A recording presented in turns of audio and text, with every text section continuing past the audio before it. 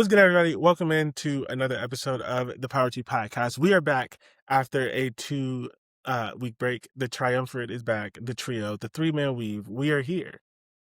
Yes, period. Me and Dante did a fabulous pick and roll a week ago, 2 weeks ago, however long ago. Listen, y'all, Whenever we it busy. was. Niggas is out here getting doctorates and, building, working, announcing we got careers. And jobs.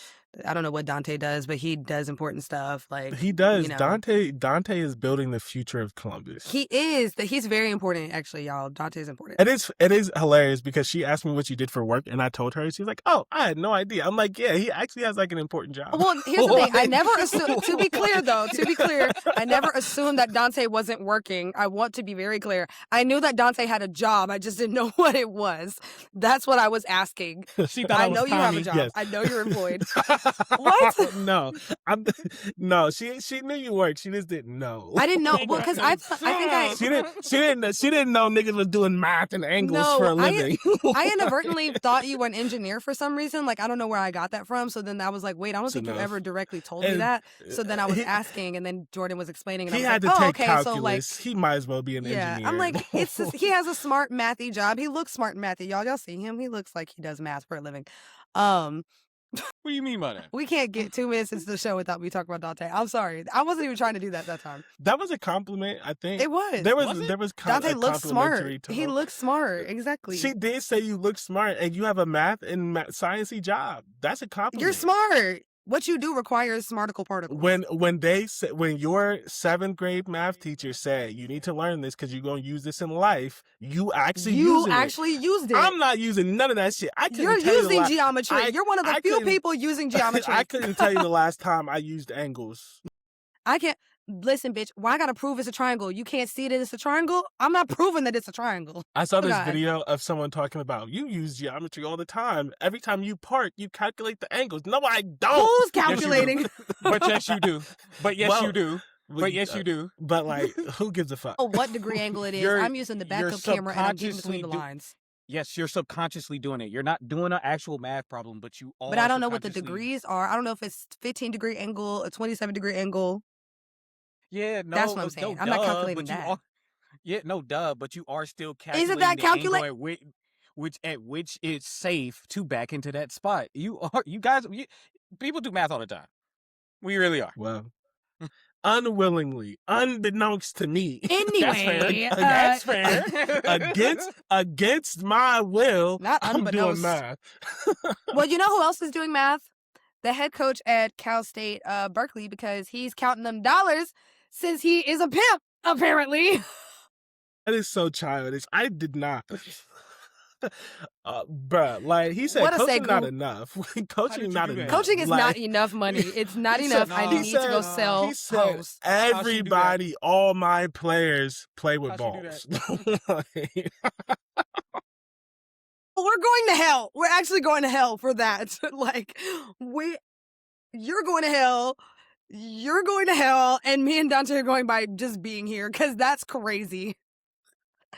That's actually I'm sorry. Crazy. I also said Berkeley and I meant to say Bakersfield. Sorry, y'all. I didn't put him in the wrong part of California. Cal State University, Bakersfield.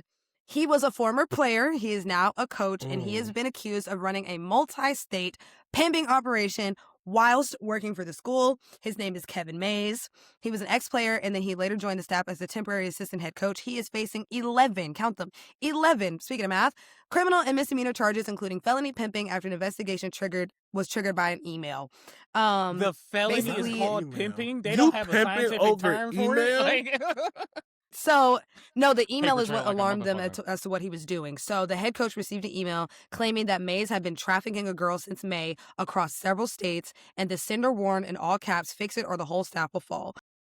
He forwarded this tip to the HR department, who then passed it off to the police, and then there was a larger investigation. They identified the woman was advertising sex services in Sacramento and set up a sting operation posing as a client. She allegedly told police that Mays was her boyfriend and that he regularly covered her hotel rooms, cars, flights, and all of that.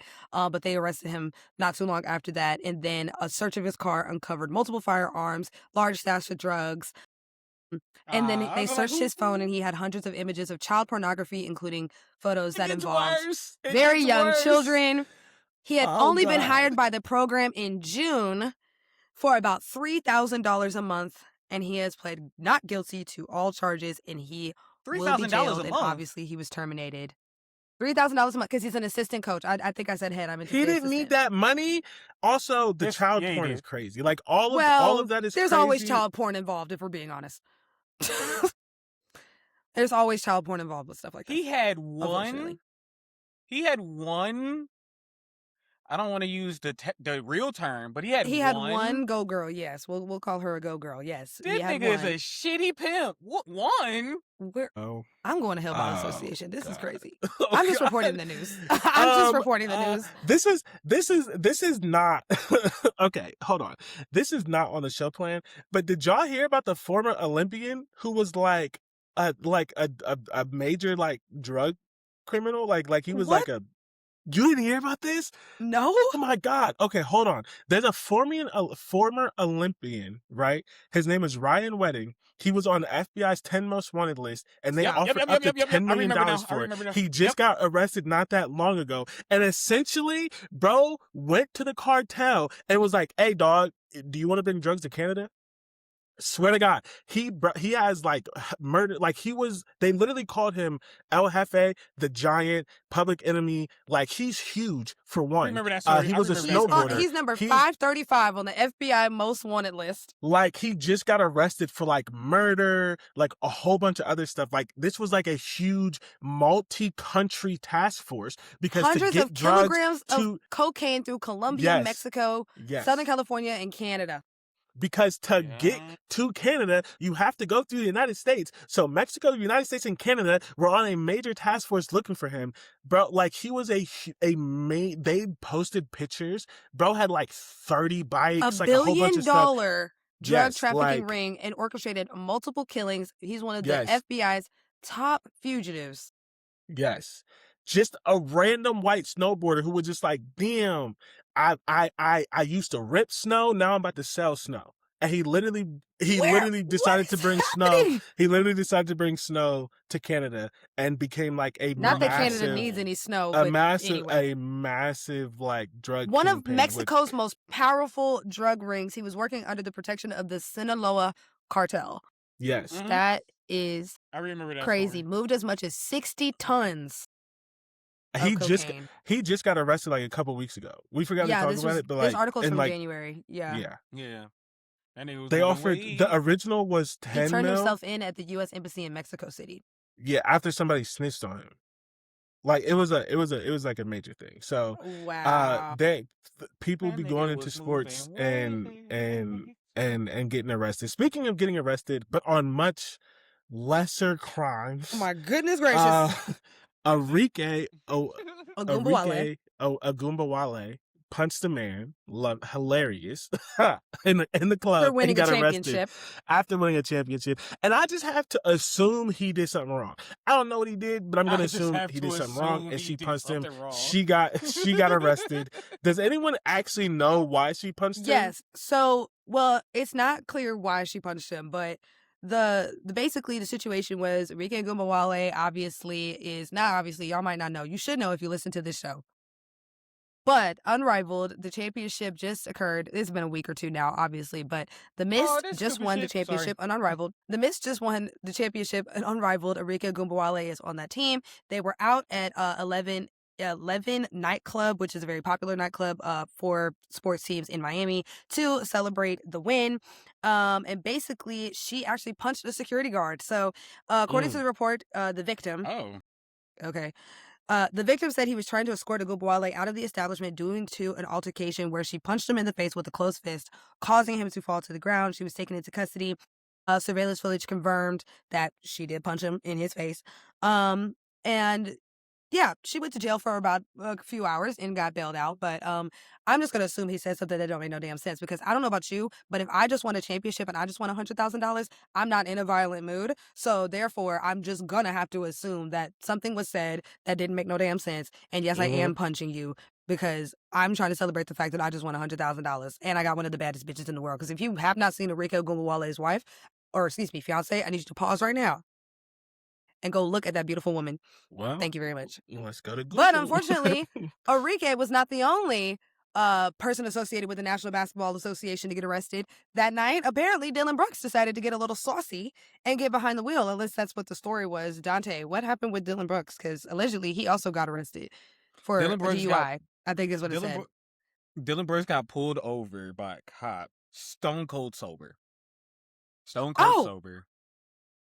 The body cam footage came out like a day or a couple hours after the news about him getting arrested came out. So yeah, he was stone cold sober. The cop goes, "Well, it smells like a dispensary in your car, so we're gonna have to arrest you for it." And that's why he got arrested. Does it? Why, yeah. It's funny. You ever been in a dispensary? Any one of y'all? I have.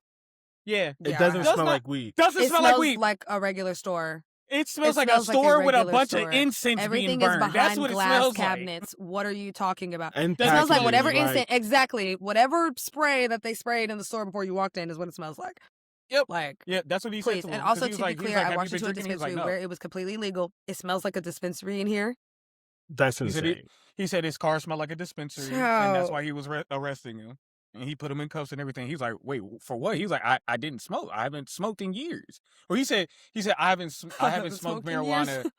No, he was like, "I haven't had marijuana in months." That's what he said. He said he hasn't smoked in months. They don't check it in the NBA. He had to make sure he said it correctly so that way they didn't drug test him. They don't drug test for weed anymore. I hate that they're making me agree with Dylan you're Brooks. Right. No, I don't think any of the professional leagues test for weed. WNBA still does. That's part of the CBA negotiations. That might be the only one. But the NBA, the NFL, and I think the MLB and NHL do not test for marijuana. Yeah, anymore. That's why the WNBA is asking for them to stop doing it to them because like the nobody, rest of the leagues aren't does. doing it. Nobody else does. Yeah. Yeah. All right. Well, to continue arrest and legal problems.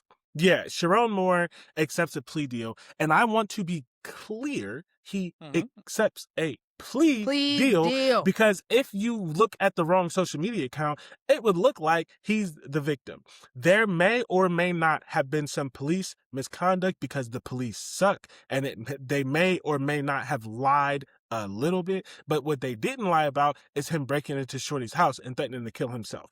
The main charge that was dropped was the stalking charge, and it was dropped because they couldn't prove it. Essentially, what they said was, we don't know if the text messages that he sent were work-related or not. We don't know if he was calling her because she was still working there or not. So they dropped the stalking, which is a felony. He pled to a couple misdemeanors. He is still guilty of something. And we'll just leave it at that. So he was initially charged with home invasion, stalking, breaking, and entering. Those charges were dropped. The last week's plea deal are now malicious use of an electronic communication device in the context of a domestic relationship and trespassing.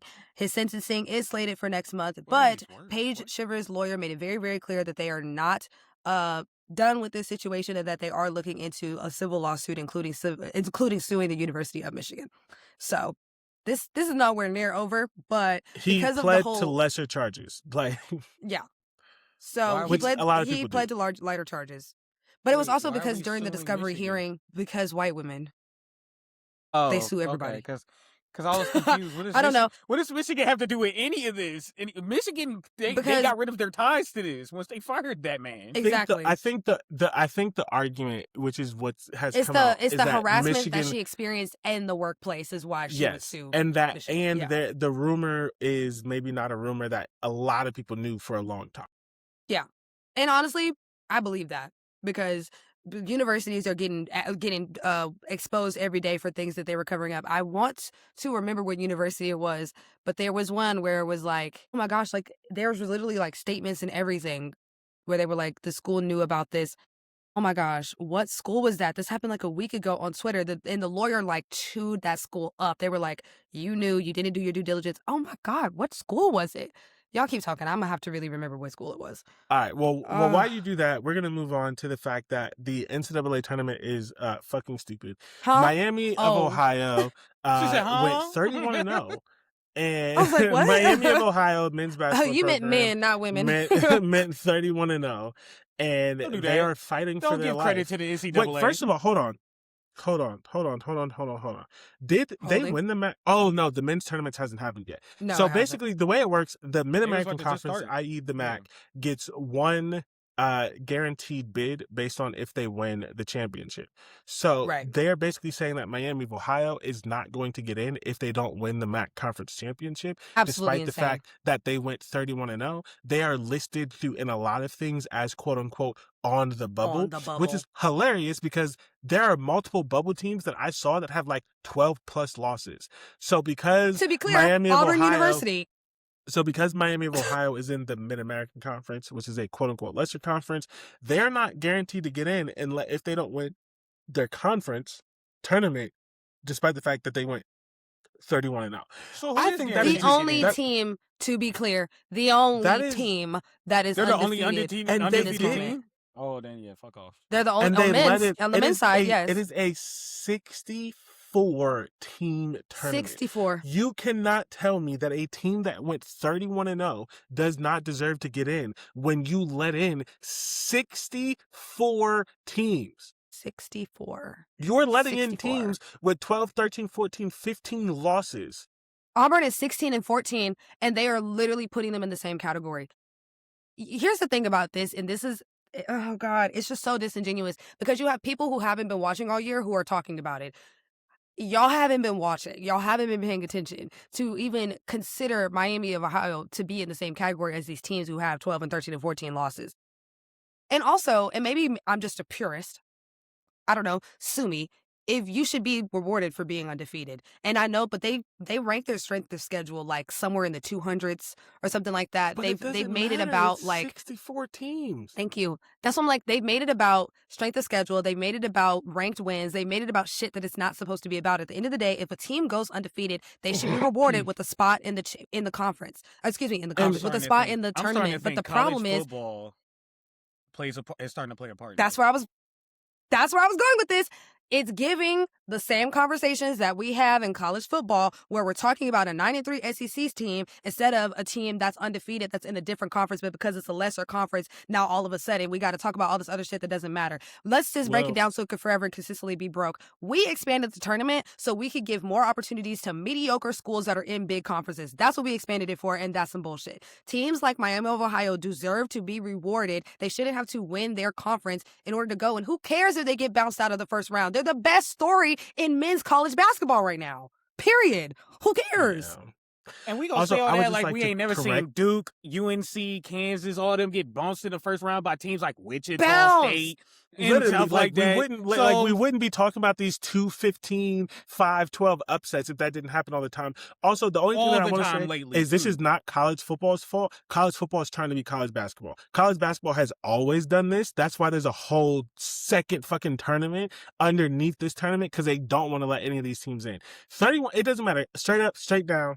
The sky is blue. 31-0 means you should get into a 64-team tournament. Who else? And then, to me, the conversation should not be about, this is what's pissing me off too, is we're having too much discussion about whether or not they should be in. And I'm sorry, I'm not having that conversation. It should be how high their seed is. Thank you.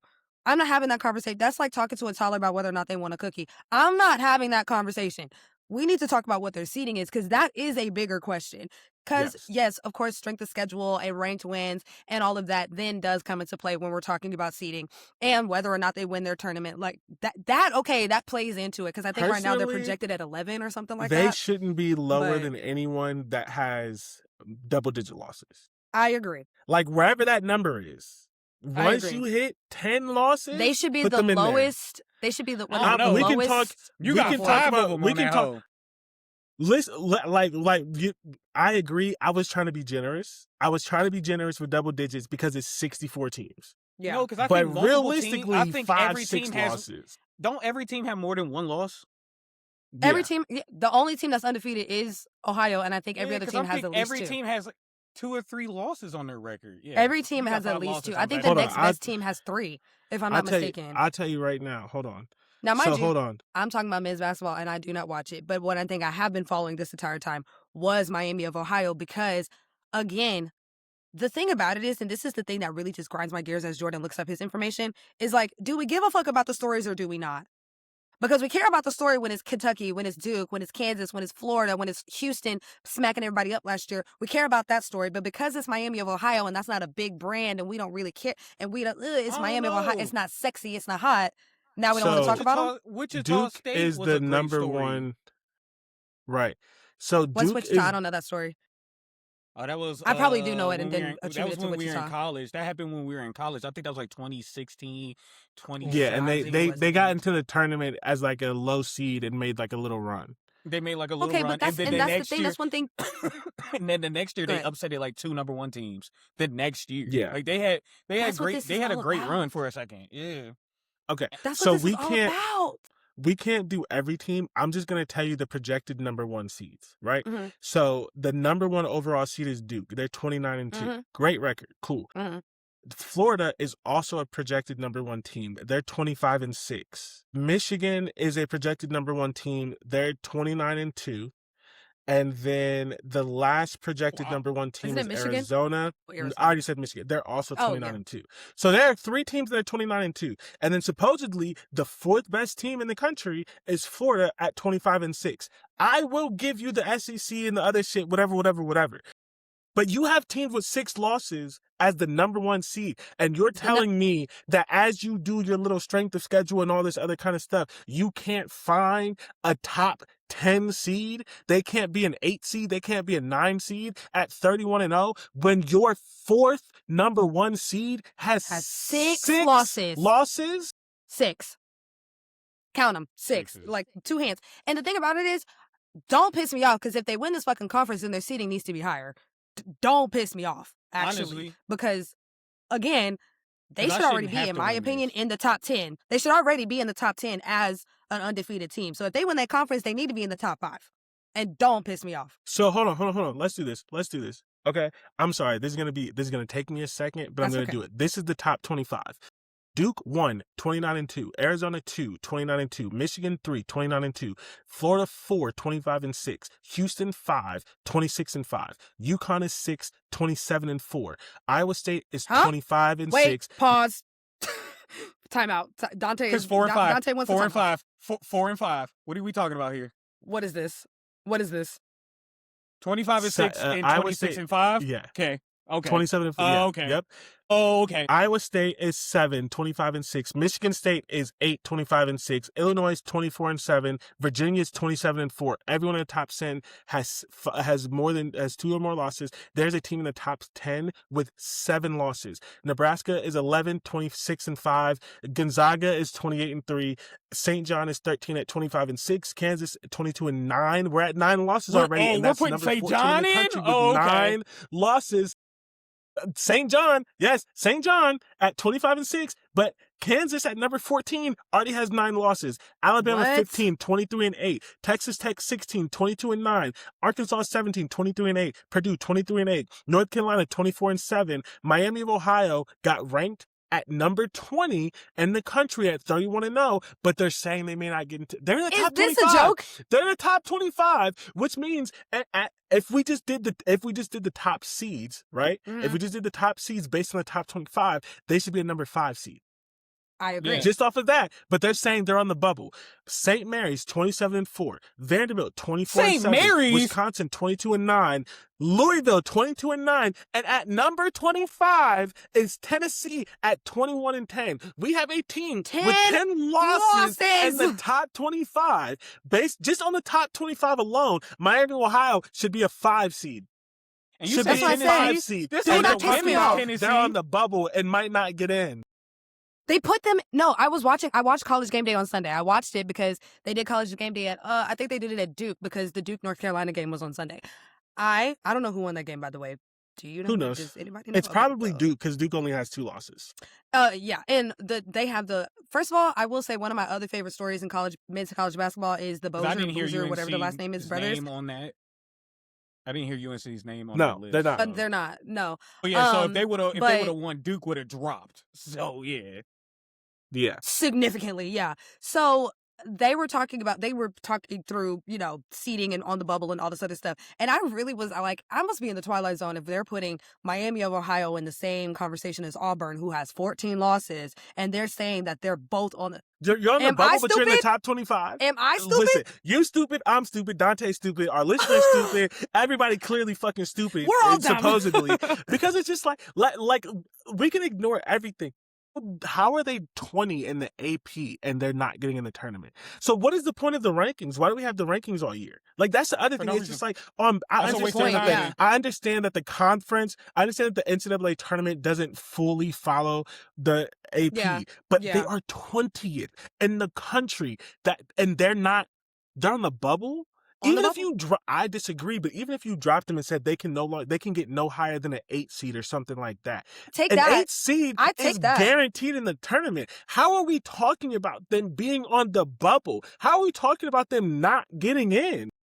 It's because it's not a sexy brand. And this is what's annoying. I'm sorry, because again, to me, I felt like college basketball was a sport that was also men's college basketball was a sport that still in a way centered around obviously like the math and the metrics and the stats and the this and the getting in based on that, but it also centered around the stories. We want good stories. We want those Cinderellas. We want this whatever. Which you can have when it's 64 fucking teams. Exactly. So that's why I'm like, if we are still focused on what I thought one of the biggest operative things of college men's basketball is, which is the story, then Miami is, again, it's the best story in the country right now. It's the best story. And then on top of that, this is a slight aside. They want to make the tournament bigger, but you have teams in the top 25 with 10 losses. You don't need no more teams.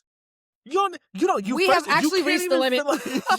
We have actually reached the limit. If you have Auburn with 14 fucking losses, you can't even fill out a 64-team bracket. Like, what are we talking about? That's why I'm just like and honestly, the whole problem with viewership being down for both NCAA tournaments, but especially the men's, you know what's not going to help that? Keeping a team that's 31-0 and everybody knows it's 31-0. Do you want people to watch the tournament or not? Because I'm not sure that I was going to watch. But if they have anything less than a 10 seed, I'm not watching. I don't care. I'm not watching. You had me rooting for Miami of Ohio. I hate that fucking campus. Where even is that? That campus feels like slavery. That campus feels like slavery. I walk on that campus and I swear to God, I hear the ancestors swinging from goddamn trees. I am not kidding. I hate that campus and you have me rooting for them. I'm sorry. This is a quick higher education fact. Miami of Ohio was one of the first institutions founded. It's like 200 years old. Like, it was founded in like the early 1900s. It was one of the first colleges in the country. They hung black people on that campus. I'm sorry. They did. They did. I have walked on. Sorry. This show was so much more hinged when it was just me and Dante, and that's crazy because I thought me and Dante were the problem a lot of the times. It's actually Jordan. Dante, have you ever been to Miami of Ohio? I went there one time. I've been there one time. You telling me I'm wrong? Dante, you may not have said it, but tell me I'm wrong. Tell me I'm wrong. Sir, tell me I'm wrong. I was 19. I don't know. I was 19 years old. I'm 32 this year. I don't know. Don't remember. Miami of Ohio was founded in 1809. They hung black people on that campus. It was built by slaves, I'm sure. So anyway, the point that we're getting at is you're making us root for a slavery school. So put them in the top 10, please. Thank you. Thank you. You root for a Texas school. Stop it. Stop it right now. Who's rooting for a Texas school? Who's rooting for a Texas school? Do you not? I'm rooting for my alma mater. I'm rooting for my alma mater. That is technically a Texas school. But I'm saying I'm not. It's not blanket Texas schools. It's the school that I went to. Yeah. It's the school that I went to, went to, which I think is fair. But I'm just not out here rooting for just all the Texas. Miami all are. We probably all are. These institutions are old as fuck. First of all, Kent not that old. Kent's not that old. And Kent don't got that many big trees. May 4th. May 4th. Yes. Yes. Oh my God. I'm not saying nobody died on that campus. I'm just saying they just as racist. Stop it. We are getting off track. Hold on. We are getting this man said track. He said kid not that old, and there's a rock that gets fight over between black people and racists. Why are we doing this? Like, it's not 1809 old. Oh no, 1847. Okay, so the moral of the story is that Kent State was founded after slavery was abolished. That's all I'm saying. I'm not even giving the pro-black rhetoric of Kent. I know what Kent was. I'm just saying slavery was abolished when Kent was founded, unlike Miami of Ohio. So the moral of the story is you got 3 black people rooting for a college that was founded in 1809. So if you could just put them at the seating that makes sense, that would be great. But to listen to the talking heads of the 4 letters, ESPN, having a discussion that's disingenuous, I already had to deal with that nightmare throughout the entirety of the college football season. Please don't bring that to the sport that I love. Now, granted, it's more about women's. I love women's basketball more. But please don't bring that to the sport that I love. Like, please. This is actually stupid. Thank you so much. Miami of Ohio. And we will be following this. I know we say it multiple times that we do not follow men's basketball on this podcast. But I will be following this. But unfortunately, we now are forced to be invested because we want justice, okay? It's just about justice at this point. But speaking of justice, I think we're finally getting... Wait. What? Nothing. Speaking of justice, I think Tua Tagovailoa's brain cells are finally experiencing justice because he has been released from the Dolphins. DJ, oh my God, hold on. I'm now going to hell. He has been released from the Dolphins. Going to hell for how you said his name. Whatever. Tua Tagovailoa, whatever. That young man. Tua Tagovailoa. Oh that guy. That young man has been released from the Dolphins.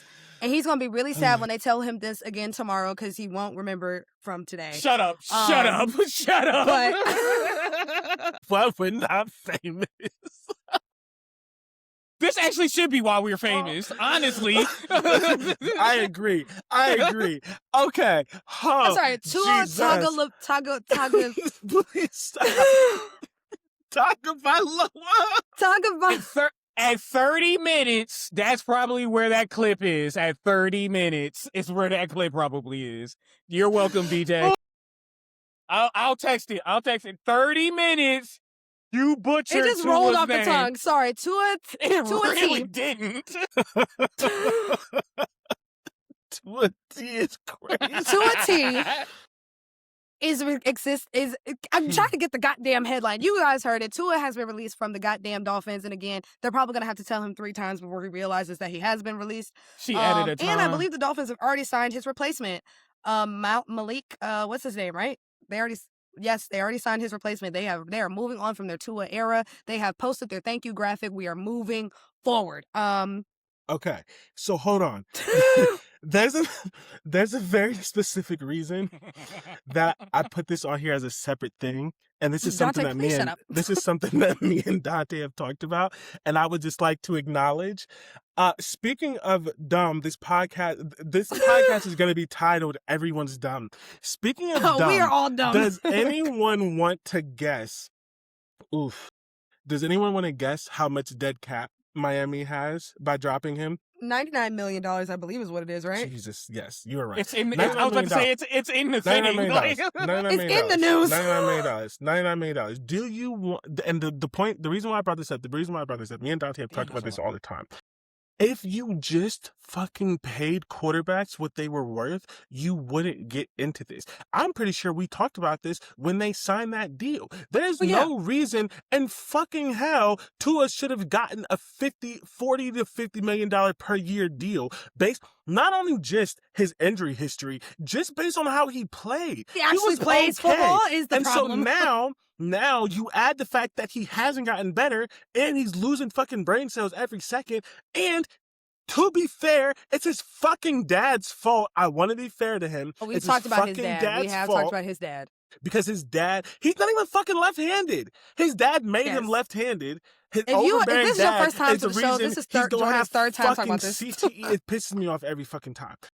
You owe $99 million on your cap. You are crippling your franchise for 2 years because you wouldn't look at him in the face and say, you're not a $50 million quarterback. These quarterback contracts are out of fucking pocket. You do not have to make every quarterback that exists the higher paid quarterback.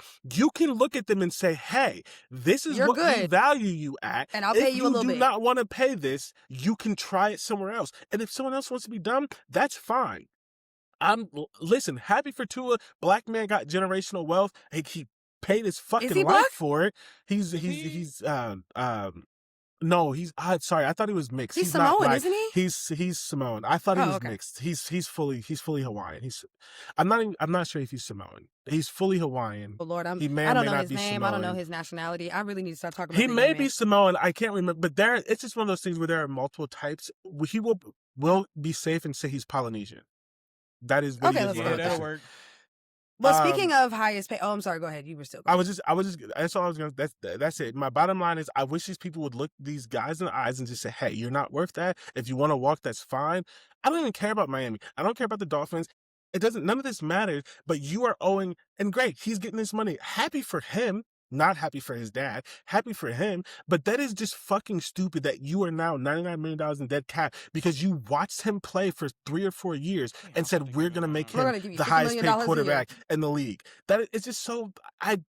We're sitting here doing this shit for free and all of us could run a franchise better. I swear to God. Screaming. Like, between the three of us. Like, we could run That's the only reason better. This was like a separate thing from the NFL conversation, because I cannot believe they gave him that contract. And what happened 2 years later, they fucking let him go because that was always going to happen. Well, speaking of high paid quarterbacks, this is not on the list, but I just think this is so funny that Dak Prescott and his girl, they called off their wedding over prenuptial disagreements. Basically, he wanted a prenup. This is what the T sites are saying, is that he obviously wanted a prenup, and she was like, no, I don't want no prenup. And unfortunately, Buki, he just signed for a $240 million extension. He was always asking you for Dallas a prenup. Did what? That happened a year ago. Did you just... Yeah. That happened a while ago. Yeah. That happened a while ago. He's at like 40, 45 million. Yeah, that happened okay, all right. I've already got mad at that then. Never mind. Yeah, you already been pissed off and dealt with it, yes. Yeah, he said I already got mad at that. Yeah, you've already dealt with your feelings about this. This is not new. But basically, he was already a $90 million quarterback when they had their first child. Now he's a $240 million quarterback on baby number 2. And you thought that you was finna walk into this marriage and not have to sign no paperwork? Girl, you got to be serious. You got to be serious. And unfortunately... And just because you his baby mama don't mean nothing. Yeah. He has to protect his assets. Yeah, unfortunately or fortunately, depending on what side you're on, that tells you everything you need to know. Because about her. Clearly it wasn't about love. It wasn't. Bitch, you're a bartender. Come on now. I hate having to side with men. But if you have 2 kids and you're not going to get married because of a prenup, that tells me a lot. That lets me know. Because and it's sad, right? Yeah. Because I think that there was genuinely, I think their relationship was quite genuine. At least that's what it looked like. Because Dak is a fairly religious man, so I just don't see him having babies out of wedlock with somebody without genuinely wanting to marry them at some point. He's not a lot of his counterparts. He's not Tyreek Hill. He's not fit to have babies everywhere. You know what I'm saying? So it's of course he wants to marry the girl, but I am a firm believer in whether you're male or female, if you are worth as much as a lot of these athletes are worth, you got to have prenups. You got to have them. And everybody wants to be mad about... Tell them we want prenup. Everybody wants to be upset about Iman Shumpert having to pay Tiana Taylor so much, but at the end of the day, they had a prenup and they had a no cheat clause in it. Nigga, you wouldn't be paying all this money and she wouldn't have your house if you didn't cheat. It just is what it is. Prenups, we have to protect our assets. Both parties. I don't know why we don't. They do. It's not really talked about. It protects both parties. Because that's the thing. They hear the word prenup and I don't get nothing. What do you mean I don't get nothing? No, there's a whole agreement if you do that it you right, write down. You can set in how much he has to give you monthly. And you can put everything in it. Yes. Spousal. You can put everything in it. Spousal support, who gets alimony, the houses, things everything. like that. Alimony, that's the word I was actually looking for, alimony. But all of this stuff can be in there. So to just be straight up, I don't want a prenup, I'm sorry, I don't like that. That's gold digger. That's big gold digger energy right there. It gives the wrong vibe when you're fighting it and you make it be well, you don't trust me. And then you call off the wedding. Call off the wedding a month beforehand. He didn't. A month beforehand. She did. She called it off. She called it off. Oh, that's what Lord, the T sites are saying. Lady. Yeah. Lady. That's what the T sites are saying, is that they got into an argument at their joint bachelor party that happened this past weekend, and the result of it was calling off the wedding. That was the problem. Yes. Y'all had a joint bachelor and bachelorette party. Nasty. I mean, y'all can do stuff by yourself. I'm not against that. I think that's a cute idea, but nasty. That's because you're gay, respectfully. No, that is not because I'm gay. It's because no, it is not because I'm gay. It's because I would want to go to the strip clubs too. So why can't we all go? You can go to the strip club. Go to a different strip club. I want to go to the one with the women. I don't want to go to the one with the men. You can. Just don't go to the one I'm at. Actually, he said, I'm in ecstasy. You go to ecstasy. I can't have one fucking night away from you. Jesus Christ. Just do that with your friends. Like, that's it. You can just a separate weekend with your friends. Nobody said you can't go to a strip club. I'm sorry that I think it's cute. Damn. Anyways. I already know you want to be buried next to me. Jesus Christ. Can I just have my bachelor party by myself? Fuck. Anyways, had this argument before. Dante is upset. Sorry, Dante will be having his own bachelor party. I was a part of a bachelor party where the bachelor party ended up showing up where we were at. We're like, what the fuck are y'all doing? Like, what? Was that planned? Because that's actually insane. If it wasn't. No, that was the worst part about it. They kept even asking us too. They was like, where y'all at? We want to show up where y'all at. We're like, no, nigga, no. Go enjoy yourselves, please. Unless it's like Think Like a Man 2, that was cute. I don't remember that movie. Because what ends up happening before Terrence J and Regina Hall's characters got married, they all went to Vegas and they all were there and they had their bachelors and their bachelorettes, but they didn't have a joint. They just had them both in Vegas in the same weekend. That's okay. So, they weren't together during And honestly, that could work because then when you get drunk, you're shorty at home. Exactly.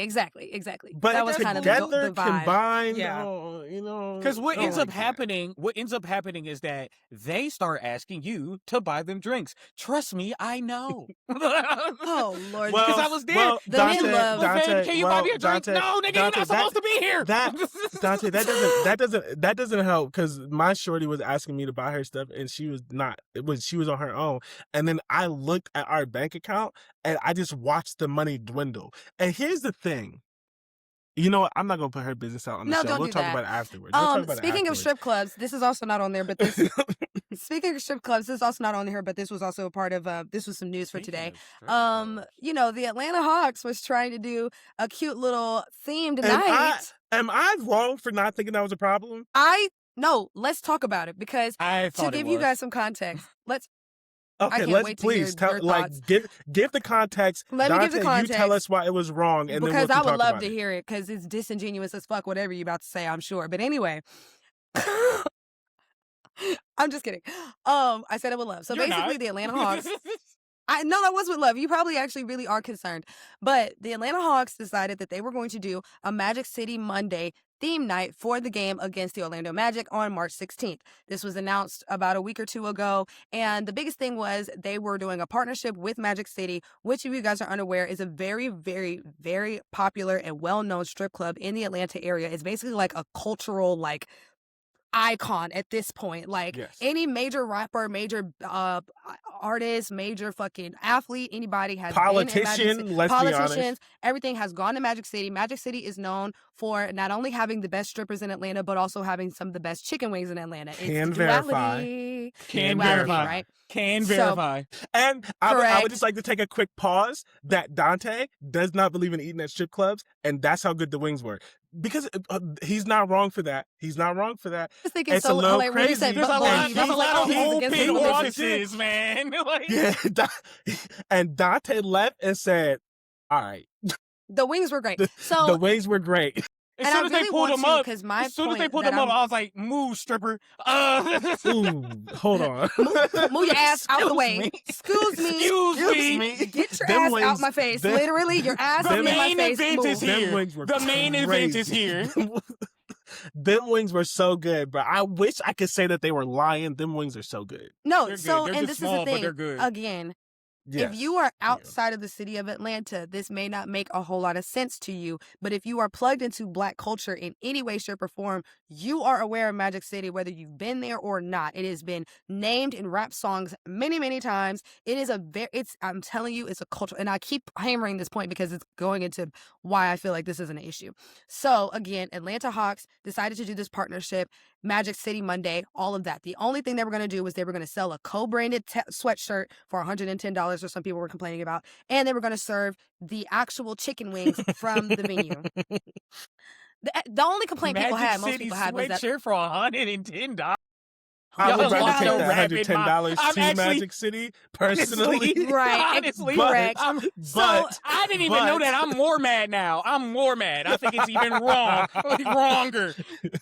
There was some pushback from a player who, to be clear, is not an Orlando Magic player nor an Atlanta Hawks player. You sure? I thought and he was he's a white man, which is important. No, he's like on the Heat.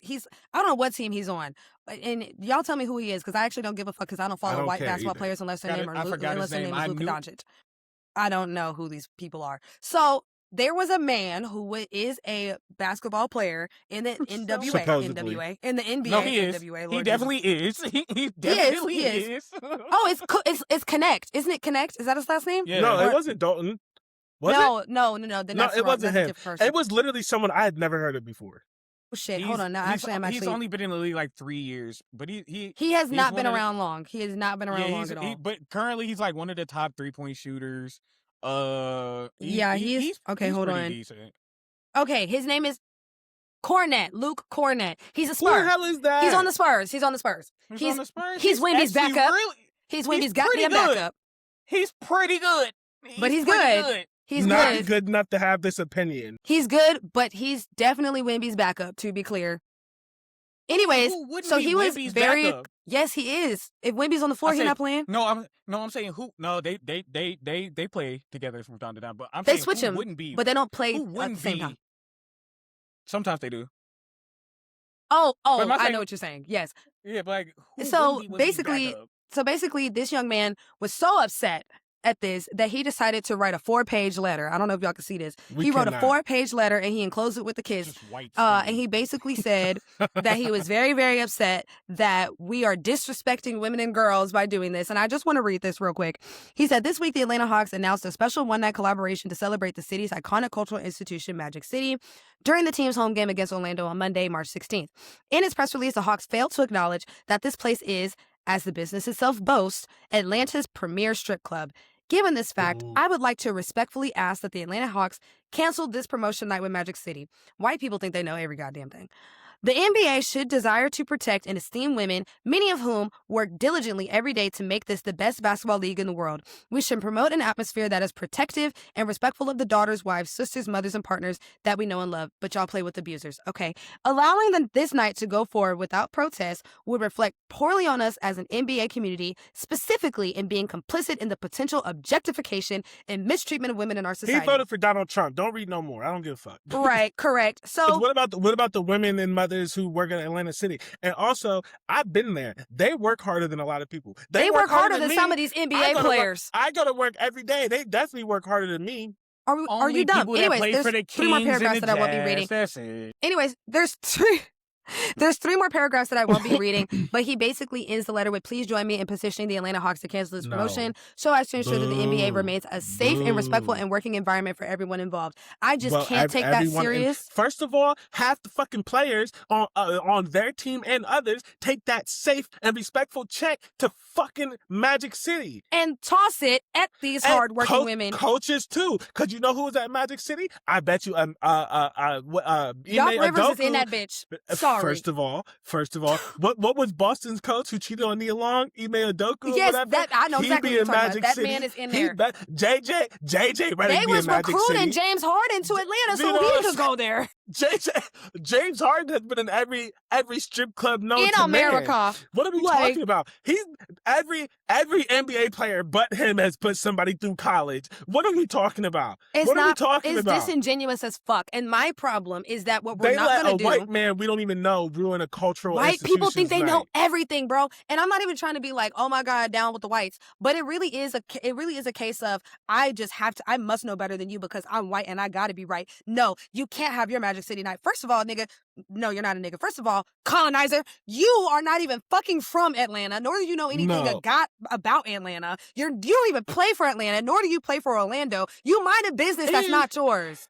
My thing is, unless they were going to put stripper poles in the middle of the floor court at halftime, there's no problem. You act like they finna do a class on how to cut your ass. You know how tall that stripper pole like, would be? Oh my God. Like, and also, if we're talking about it, and this is no disrespect, but if we're talking about it, the dancers that play at halftime don't have on much more clothes than they do at Magic City.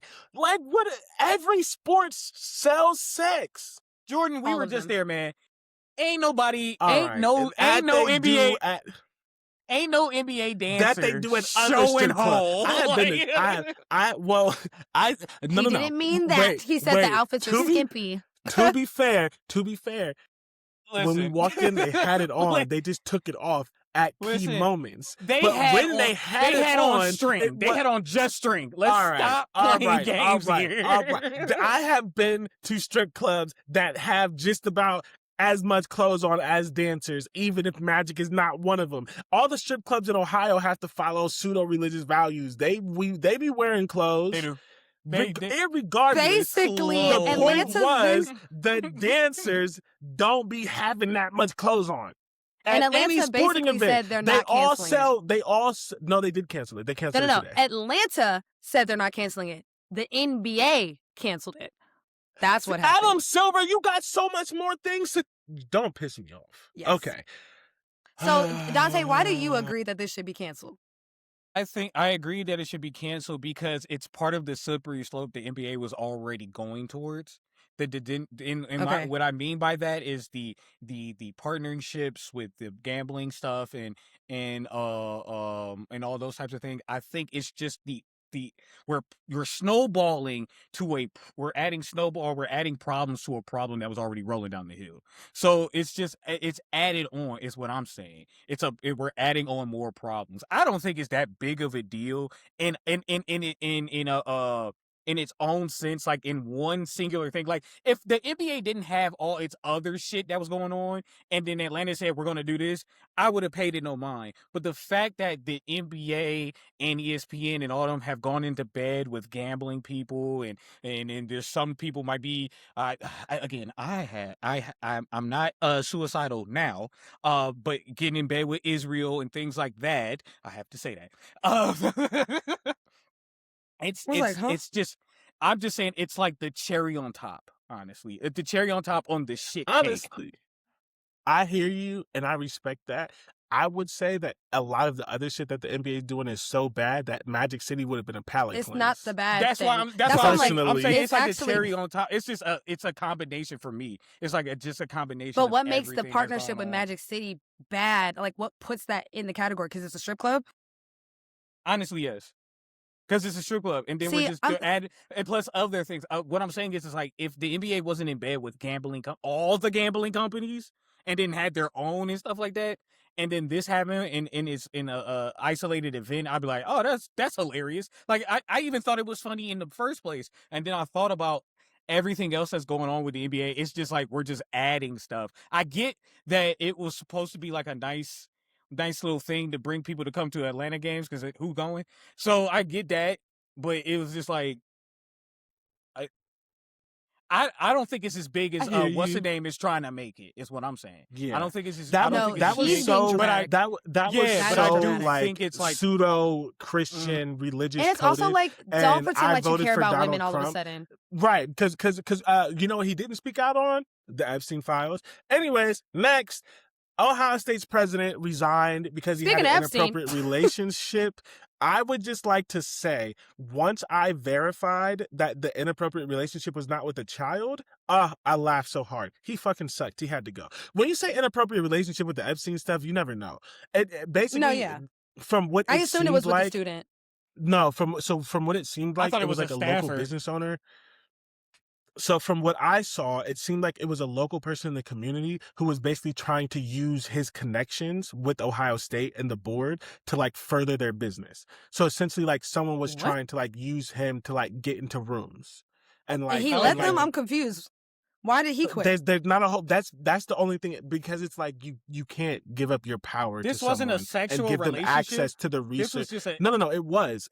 But he said, I think it was like I was dating, or I also think it was an affair. But I think what he Obviously. put in his thing is that this person was trying to use him to like gain access to the Ohio State network and the things that you have access to, and the rooms, the board members, the trustees, like all of that kind of stuff, to go into these rooms to further their business. Irregardless, it does not seem Not like irregardless. That is it not does the not word. seem it does not seem like it was with that is a word. It does not seem like it was with a child. So it's hilarious. Because when you say inappropriate, irregardless is a word. I don't. Okay. It means the same thing as regardless, but it is a word. Whatever you say. Google it. I'm trying to Google this inappropriate relationship that don't make sense. Irregardless is a non-standard word meaning regardless or irrespective, used to mean without regard to. Although in use since the 18th century. You don't have to yell. You don't have to yell. First of all, I have like 17 degrees. We're not just going to act like I don't know words. You couldn't just let me have 3. That one. I'm so sick. Y'all didn't let me have 2 Tagovailoa, blah, blah, blah, blah. Because that was wrong. Why you make a callback to your fuck you up? let me I have don't it. understand. No. Because it's funny. Fuck. Nobody knows how to say his goddamn name. And now we don't have to. It's Tua Tagovailoa. Love that. Guess what? Now we don't have to. Anyway. I love that it's so ignorant. She's like, since you got your degree and know for every you, fucking since thing. you got all these damn degrees, since you know so much, you should know how to say his name based on that logic. The fuck? I only got 1 degree. I'm stupid, remember? We're all stupid on the show, remember? I just know you was butchering Troy's name back in the day. Like, I know you was... Oh, my God. Troy who? Troy Polamalu. I know you was fucking that up back in the day. Troy Polamalu. I don't even know who that is, so yes. All right, never mind. Nope. Dante, leave it alone. I don't, and you'll be okay. We're an hour into this. I don't, and you'll be okay. Please. DJ, he's a Hall of Fame safety. He's one of the best safeties of all time. Why would I know a random... Because he was one of the best safeties of all time during our childhood. Like, as we grew up. Our childhood? Like, from like 5 to like 15. Like, we weren't fucking two. My brother in Christ. You think I was remembering NFL players' names between the ages of 5 and 15? We're not doing it. Anyways, to end out the show, we are going to talk about the NFL free agency deals that we care about. There's a lot that... I'm dead. I said my brother in Christ. Like, who? Ed Reed. I know who that is. Fuck off. He played for the Steelers, bro. I grew up in a Cowboys family. I would have never known who that was. But you know, Ed... Speaking of the Cowboys... What about them? Speaking of the Cowboys, they we signed traded with the Packers for Rashawn Gary. What? We with did. Rashawn Gary. Also, wide receiver Alec Pierce re-signed with the Colts on a 4-year deal, making $27 million per year. To facilitate that deal, the Colts traded wide receiver Michael Pittman to the Steelers. Dante, do we have any thoughts on Michael Pittman to the Steelers? I'm glad we got a great route runner who's not 5'10". We have another option next to DK if we keep DK, which I think we are. And I mean, he could catch all the crazy balls, and he could catch the easy ones. I'm glad on it. Don't know who's throwing on the ball, but I'm glad we did it. Will Howard. I don't think they're gonna let him do it just yet. I'm telling you right now, it's gonna be May. Y'all gonna be like, y'all signed Aaron Rodgers back? I'm gonna be like, yeah. Jeez. Let's see what else. Who else do we care about? There's a lot. There's a lot of things that happen. The Chiefs signed Kenneth Walker, running back Kenneth Walker. Sorry, is that like not the most insane thing ever to have the MVP, which is most valuable player to be clear, of the Super Bowl go to a team that... What is happening today, DJ? Yes, I'm saying it wrong on purpose. Thank you. Yeah. Okay. Of the Super Bowl. Dante was so concerned. What's going on? Dante was so concerned. He was like, "Are you okay?" Yo, it was kind of obvious you were saying it wrong on purpose, but it's nice that you cared.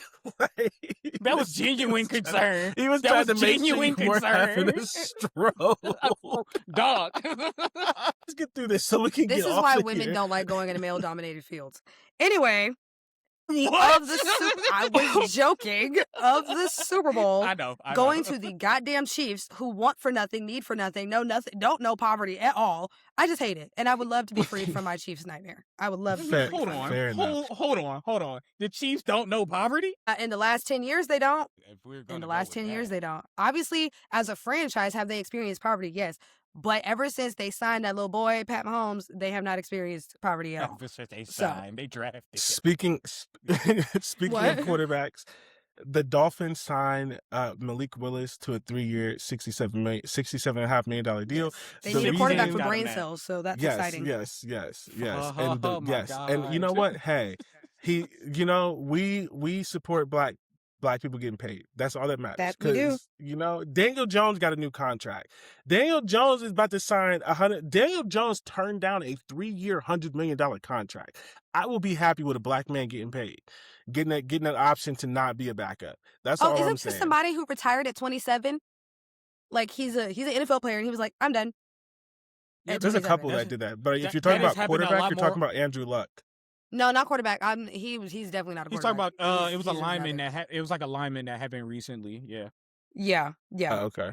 Also, yeah, that's been happening a lot more. Tyreek Hill has been released, and I just love when people who are problems don't have jobs. That's very exciting for me personally. Full rebuild. Oh, that one. Watch Kansas City pick that nigga right back up. Wasn't he just in Kansas City?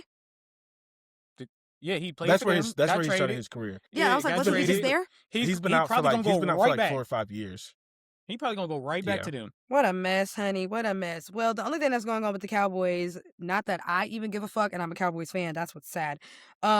We franchise tagged George Pickens, which means that this will be his last year with the Cowboys. And our unrestricted free agents that are allegedly departing, Jadeveon Clowney, thank you for 1 year. And some other folks that we don't give a damn about. We released one of our O-linemen. A job for only 1 year.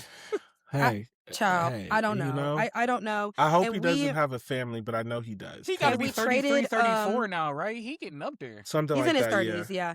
We traded our 2027 4th round pick for Rashawn, Gary from Green Bay. That's a good move, in my opinion. We're finally acting like we care about defense, which is really thrilling. Yeah. But again, I want to be very clear. The operative word in that sentence is acting.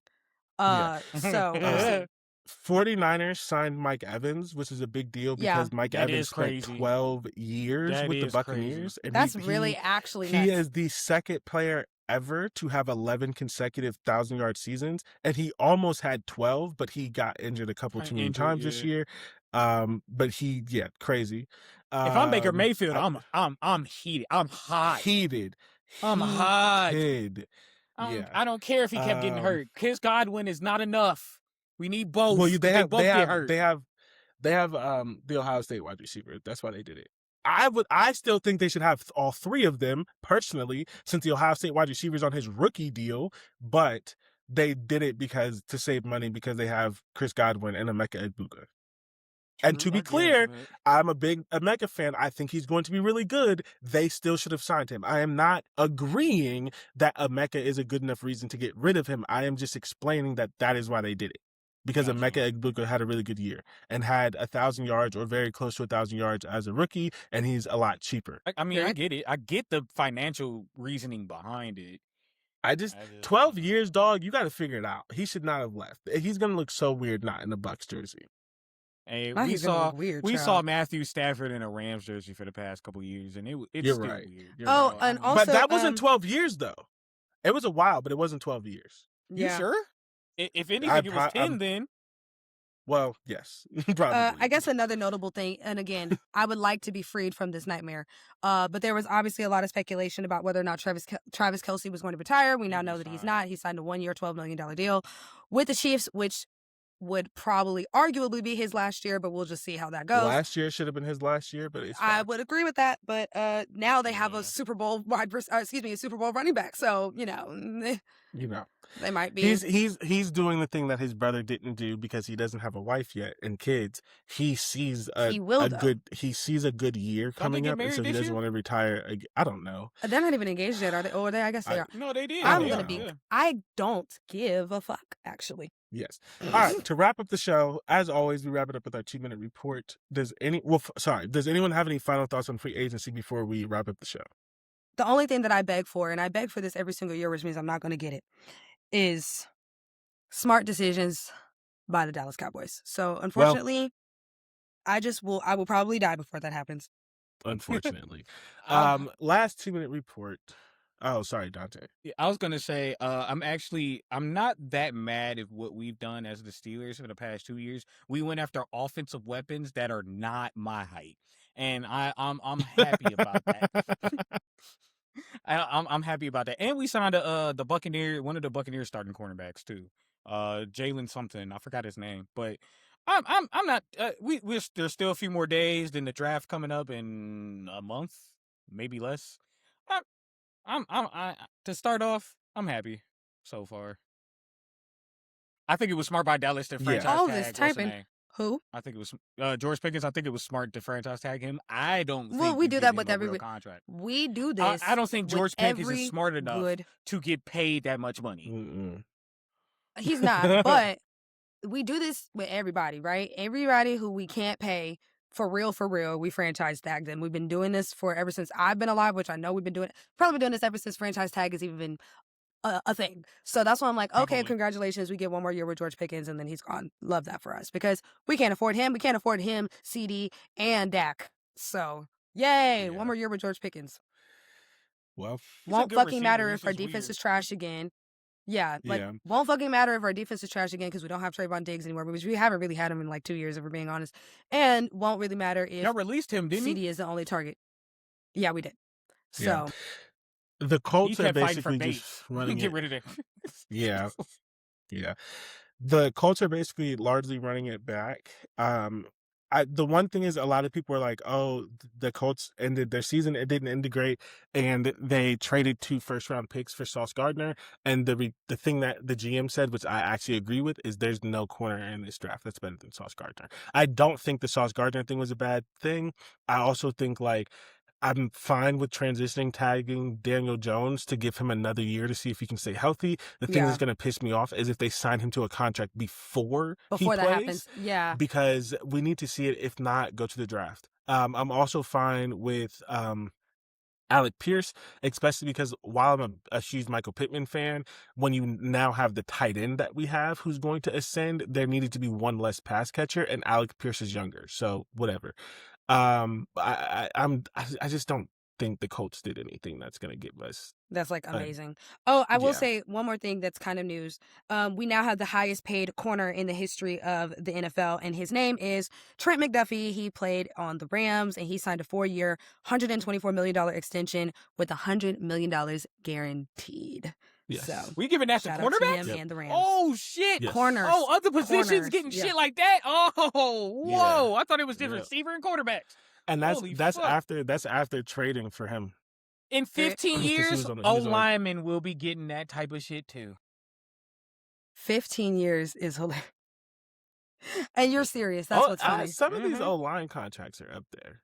Some of them, yeah. Up there. Some of them, yeah. Mainly the tackles. The interior, they're a little behind. But I think a center just got 3 years, 81. So he got 27 a year. I think the Raiders gave him 3 years, 81. Especially for a center. So they're getting close. All right. So to wrap up the show, as we always do, we do our last 2-minute report. DJ, you're the only one currently that has one listed, so you can start. I totally actually did not talk about this, so it's actually not going to be that. My last 2-minute report is that in a few short hours, it will be March 10th, and March 10th is the hard deadline for the WNBA CBA negotiations. If we, Holy shit, and that by came up we, quick. I mean them, do not come to some sort of agreement by March 10th, the season will officially be delayed.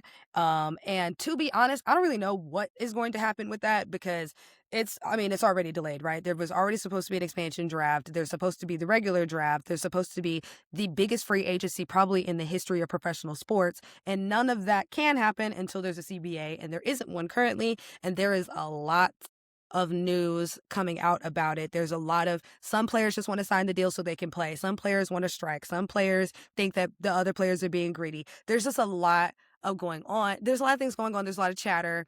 The WNBA is disrespectful as they have been this entire time. So it's looking like a strike, if I'm being honest. It's feeling like a strike because there hasn't been any news today of any proposals going back and forth. There was some news yesterday of a new proposal coming through, but nothing really solid. So I think at this point, I think the girls are preparing for a strike. And honestly, and I think I made it very clear on this show and on my own personal platforms, I think that is the best course of action at this point because you need to stop treating these women who have degrees from prestigious universities like they don't understand basic economics.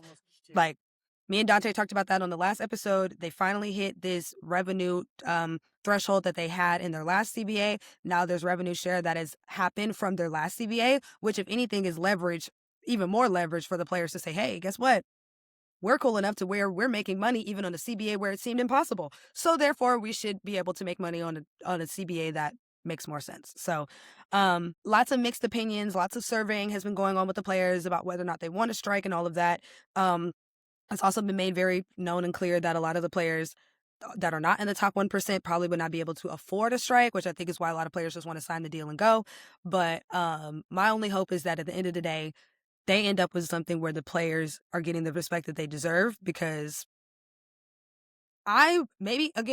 we've established on this podcast that we might be dumb, but I'm pretty sure that a sports league is not really a sports league without players. So, yeah. I think that's a safe assumption. Yeah. I think. And so you would think that you would just, pay them what they're worth. And what's really interesting too is you obviously have the dichotomy of Unrivaled being as successful as it has been in its second season, turning a $48 million profit, doing 2 sold out, games on the road and things like that. So I don't know, man, but tomorrow is the day. Yeah, I guess we'll see. I'm going to co-opt that as my last 2-minute report instead of making something up. Wow, that's crazy. Okay, well, I'll give you guys another one. I was like, I'll give you guys another one. Did you want me to make something up? Well, I didn't know if you had one or not. You just didn't type it. I don't. The only other thing that I want to talk about, it's going to be a great year in gaming. That's mine. Is it? Wow, this is great because usually you have a lot of negative things to say about. Yeah, I was like, go ahead. Yeah, no, there's going to be a lot of great games that come out this year. Resident Evil 9 Requiem just came out. I've seen nothing but good things about it. Yes. 9? Yes. Like 9 of them? Yes. Yes. Like the number before 10? There's technically more than 9 of them, but in the canon story, there's 9. Yes. This is Leon's, I think, 4th game. It's a good game. Graphically beautiful. It's a great game. Story-wise, it's pretty funny. We have GTA, of course. Not Resident Evil. Slotted. It's always been funny. If there's Leon in it, it's usually a campy B movie type of storyline, and it's always kind of funny. We have GTA 6. There's a bunch of games coming out this year, I think. Didn't they delay that, though? They delayed it for this year. So far, it's still supposed to be slated until the end of this year. I don't believe it, but it's supposed to be slated to the end of this year. Nintendo dropped a Switch version of Pokemon Fire Red and Leaf Green, and I think they're going to slowly keep dropping those until we get the new Pokemon game for Gen 10. Gen 10 is coming out this year. There's a lot coming out. Yes, I have a lot of negative aspects, a lot of talking sports about game, but that's usually about the money behind it, the business practices behind it. Gaming itself, it couldn't be better. It was like, the games are great. It's the nonsense associated with it. Yes. Yes. Well, I do have another thing, and this will be relevant because it's this week. I just found out yesterday that there is a professional cheerleading league. Oh my God. I'm actually thrilled about this. So most people don't know this, but I am a cheer enthusiast. I unfortunately could not do it because I just started too late in my life, to be honest. Like I was a cheerleader for a short period of time, but like you just have to have a certain level of flexibility that I was just not going to reach at a certain point. So, and I won't argue with anybody about whether or not cheer is a sport. You can kiss my ass and go to hell if you think it's not. They have a professional league. It just started this year. They have their fourth competition in Anaheim, and it's broadcast nationally on Ion. So if you have never seen high level cheer, or your only association with it is like Bring It On or something like that, and you're interested, these people are the real deal. These are adults doing cheer, which is very, very different than your NCAA, your college, or whatever, which is still good. They do the most advanced stunts, the most advanced gymnastics, the most advanced, like, it is high level cheer. So if you're interested, it'll be on Ion on March 13th. I think it starts at like 7:00, and it's a pro league. And what's really cool is it's literally run like a pro league. So they have teams that all have different, for different cities. Dallas does have a team. It's called the Dallas Drive. But I think there's like, I have to look. I think there's like 10 or 12 teams. Better with that name. I think there's a lot of, first of all, Dallas has like 9 professional sports teams now, because we got women's soccer, we have men's soccer, we have hockey, we have men's basketball, women's basketball, we have volleyball, we have cheer, we have, I'm missing one. An NFL team. Oh, duh. I was like, where's the other one? Oh, and baseball. There we go. We have 9 professional sports. I was like, I'm missing 2. We have 9 professional sports teams, which is lit. So it's also like, I mean, they got to fall into the Rangers are for y'all, right? It's in Dallas? Yeah, we're the Rangers, yeah. So okay. What I'm getting at is Dallas Drive, I think, is the best, because the volleyball team is called the Dallas Pulse, which I feel like would have been a better team for a cheer. I don't like a better name for a cheer squad. Names. Whatever. You're not from Dallas. Anyway. I mean, that's fair. That's fair. I'm excited. I think the Cleveland Browns is a terrible name. Horrible name. But also, if you've watched the cheer documentary, there's actually several cheerleaders that were featured on that documentary that are now professionals in that league. So if you want to follow those people, if you're interested in those particular people, some of them who are heavily featured in the documentary, I think like 5 of them are on separate professional teams. So anyways, that's just like a plug for, the surge of women's sports, because there's men in cheer too, but the surge of women's sports is truly, it's a good time. We love it here. We love to see it. Well, as always, thanks for listening, and we will be back next week after Selection Sunday to talk about the women's tournament, and maybe we'll mention the men's. It depends on what happens Ohio with Miami ain't in the top 10. That's the whole episode. Yeah, so we'll be back next week. Thanks as always.